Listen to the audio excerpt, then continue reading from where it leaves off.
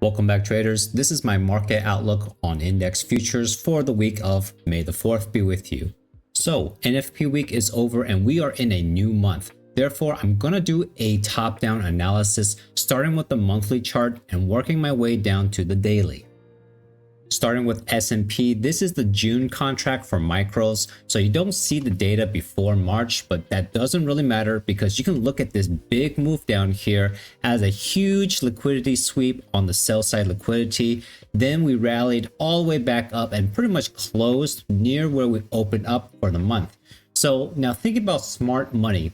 If they bought up all the sell stops down here, where would they want to sell their position at? In other words, where is buy side liquidity? Well, first we have this monthly fair value gap. I didn't draw it out because I'm refining it to a weekly fair value gap, which you'll see later, but I'm looking even above this at these relative equal highs.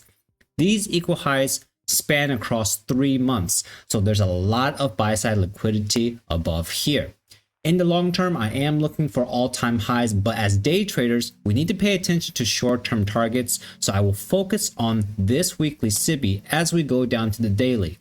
Now, we could still go down, so where would I want to see price being supported? Well, I only want to focus on the lower wick of this monthly candle. I went ahead and graded it. The first level, of course, is the monthly rejection block, which is also where we opened up for the month of May. But I'm not opposed to price actually going lower, so I also have 25, 50, and 75% of this wick as levels that I want to pay attention to. Honestly, I don't really want to see price go below 50%, so if we hit 25% and then start to rally, that will be a good scenario. So 50 to 75% is where I will have my last line of defense, but I want to go down to the weekly and the daily to see if these line up with any lower time frame PD arrays. Okay, so this is ES on the weekly, and looking at these lower monthly levels, nothing really lines up for me. Maybe at 50%, this is also close to 50% of this weekly lower wick, but let's hold off for now until we get to the daily chart. For weekly PD arrays, I have this SIBI that I'm looking at to be inversion.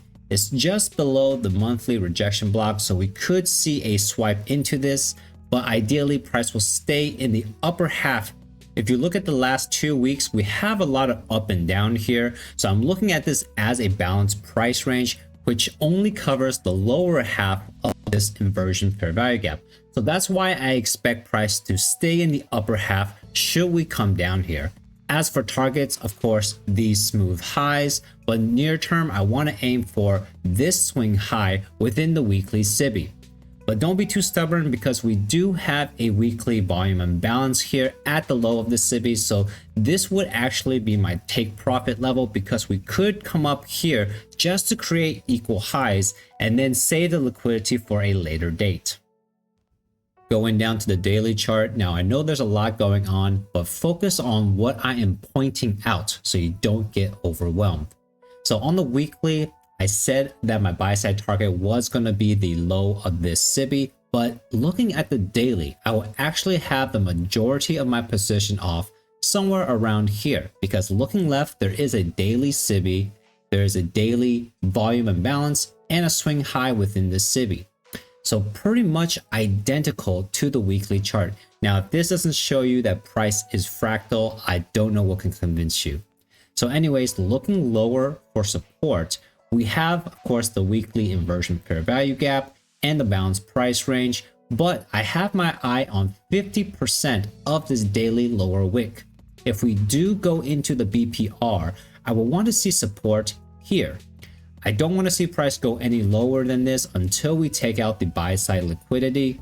So I don't really want to give a lot of thought to these monthly levels down here, but at least for now, I will point out the daily volume imbalance and how the consequent encroachment lines up pretty well with the mean threshold of this order block. All right, moving on to Nasdaq. This is the monthly chart and pretty much the same treatment as ES. I'm grading this lower wick on April's candle. I'm still looking for buy side. Now, these highs aren't as smooth as ES, but still relative equal highs. And of course, the near term target is this monthly fair value gap, which we are currently in right now, but in the upper half, there is this weekly fair value gap that I am looking for. Now on the weekly, the first thing you'll notice is that I have this wick right here graded. Even though I'm looking for buy side above this high within the weekly SIBI, because we're already in a monthly SIBI, so it makes sense for a potential retracement here. So I want to pay close attention to this wick and all of these graded levels, especially 50%. And since we're so close to it already, I'm thinking Monday could have that retracement. And if we do get that, where would price retrace to? Well, we have this monthly rejection block and a weekly volume balance just below it. So we could see a potential retracement to these levels. Other than this, I would really want to go down to the daily chart to get some more information. So going down to the daily chart for Nasdaq, the first thing you'll notice is that we're already in this daily SIBI and we've taken out this daily high. Remember, for S&P, we did not do this yet, so we could potentially be putting in SMTs on the highs, which could signal price to move lower. Now, if it's a normal retracement, I'm looking at this daily fair value gap first, but if it goes lower, then I'm looking at 50% of this daily lower wick, which lines up well with this weekly volume imbalance. For me to remain bullish, I don't want to see this low get taken out. If it does, then I would expect price to go for this volume imbalance. But right now, even though I am anticipating some kind of retracement, I'm still bullish and my target is this high within the weekly SIBI. So that's my top-down analysis. I hope you found this insightful. If you did, please give this video a like, smash that subscribe button if you haven't done so, and until next time, safe trading.